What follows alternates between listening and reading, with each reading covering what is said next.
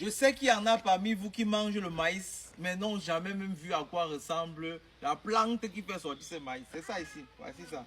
En train de sortir encore, ça c'est un maïs en maturité, c'est un petit, c'est que c'est encore, ça c'est encore la fleur, on va appeler ça encore la fleur.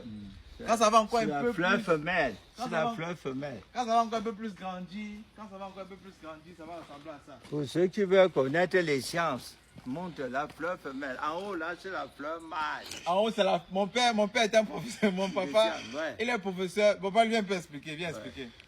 Viens expliquer, qu'il puisse comprendre les phénomènes de la nature. Mon père est un professeur ça, c'est une reproduction sexuée.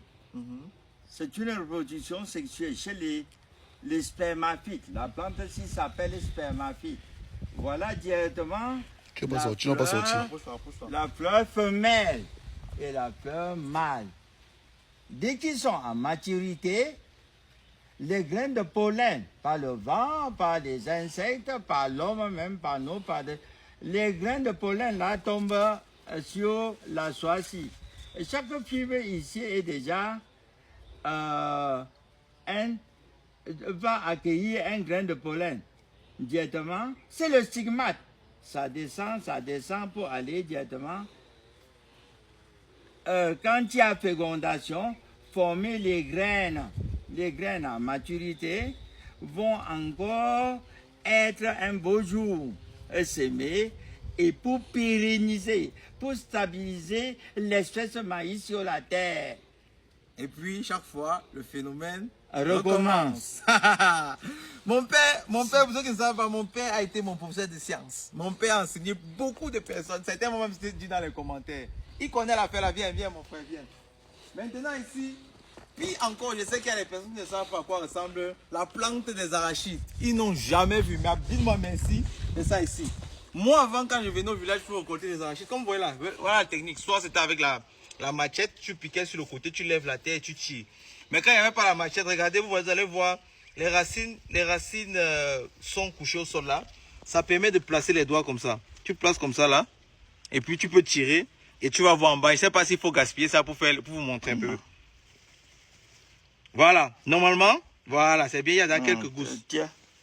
Il y a quelques gousses, c'est comme ça, tu arrêtes comme ça. Voilà les gousses d'arachide. Les gousses d'arachide, et là tu tires, on fait ça. C'est comme ça qu'on récolte les arachides. Et puis là, on lance ça entre les sions. Là, c'est les sions et ça devient du fumier. Là c'est encore, c'est pas encore bien. Ouais, ça appartient au groupe des plantes appelées légumineuses. Légumineuses. Ça porte au niveau des racines des petites boules qu'on appelle nodosités. C'est bon, non? Ça porte les nodosités. Si nos nodosités ont la capacité, ont des bactéries appelées rhizobium. Et ces bactéries sont capables de transformer directement l'azote. C'est pour cette raison que de tout temps, il est conseillé de donner le fumier aux arachides, mais de ne pas donner les engrais tels que quoi, l'urée. Parce que directement, la plante vivra mal parce qu'elle est capable de synthétiser, de fabriquer son propre engrais. Bon, je suis sûr qu'avec ça, vous allez un peu comprendre beaucoup de choses sur moi, pour ceux qui vont comprendre. Mais ma formation personnelle dans la vie a été rude.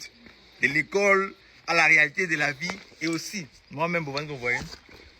Tu sais que j'ai vendu le Mbitako là à Yaoundé, non? Ouais. À l'entrée Simbok.